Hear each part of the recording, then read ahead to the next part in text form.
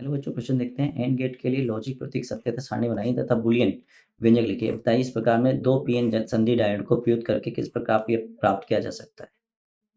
तो बच्चों, मुख्य अवधारणा जो क्या है वो है मुख्य अवधारणा एंड गेट एवं दो पीएन डायोड द्वारा एंड गेट बनाना। तो देखो कैसे करेंगे बच्चों। हम सबसे पहले तो हम जानते हैं एंड गेट क्या होता है। यह दो निवेशी तथा एक निर्गत का तर्कसंगत संबंध पर आधारित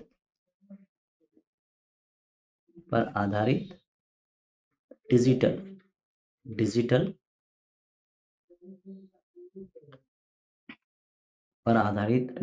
परिपथ होता है। डिजिटल परिपथ होता है। तर्क संगत संबंध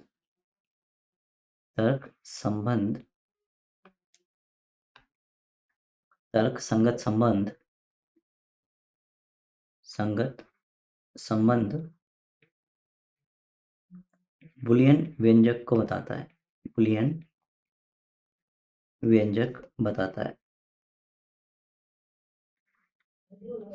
ठीक है।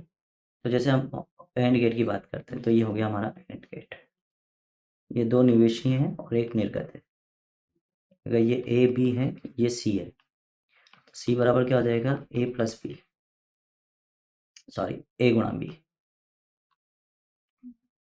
तो ये हो जाएगा ए गुणा बी। ठीक है। अब अगर यहाँ देखें हम तो सत्यता सारणी क्या होगी इसकी। सत्यता सारणी सी बराबर होता है ए गुणा बी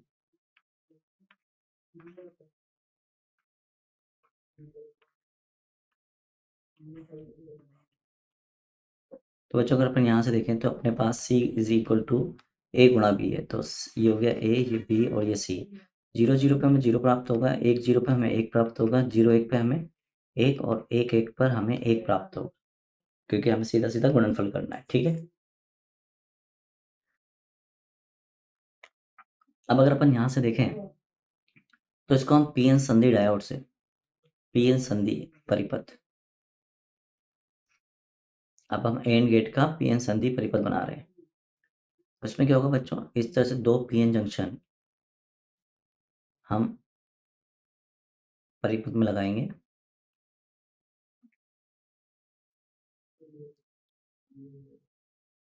ये प्रतिरोध होगा, यहाँ पर एक बैटरी लगा दी हमने और ये ग्राउंड कर दिया 0 वोल्टेज, और ये 5 वोल्ट दे दिया हमने प्लस का। ये प्रतिरोध हो गया R। अब मान लो यहाँ पर हम 0 और 0 दे रहे हैं। तो पहले A हो गया, ये A मान लेते हैं, ये B मान लेते हैं और यहाँ पर हम C मान लेते हैं। तो A B diode D1 diode D2 C। तो A0 B0 दोनों फॉरवर्ड बायस होंगे तो हाई करंट फ्लो करेगा और 0 पोटेंशियल ड्रॉप होगा। तो अगर यहाँ पर 0 है तो यहाँ पर भी 0 होगा, क्योंकि धारा बह रही है। ठीक है। तो ये हो जाएगा आपका 0। तो अगर हमने लो दिए हैं दोनों तो ये मिलेगा हमको लो। ठीक है। अब 0 1 तो ये हो गया रिवर्स बायस, माफ करें, ये हो गया फॉरवर्ड बायस, ये हो गया रिवर्स बायस। तो भी बच्चों हमें यहाँ पर हाई मिल जाएगा, क्योंकि ये तो क्लोज्ड सर्किट होगा और ये कैसा होगा, ओपन सर्किट।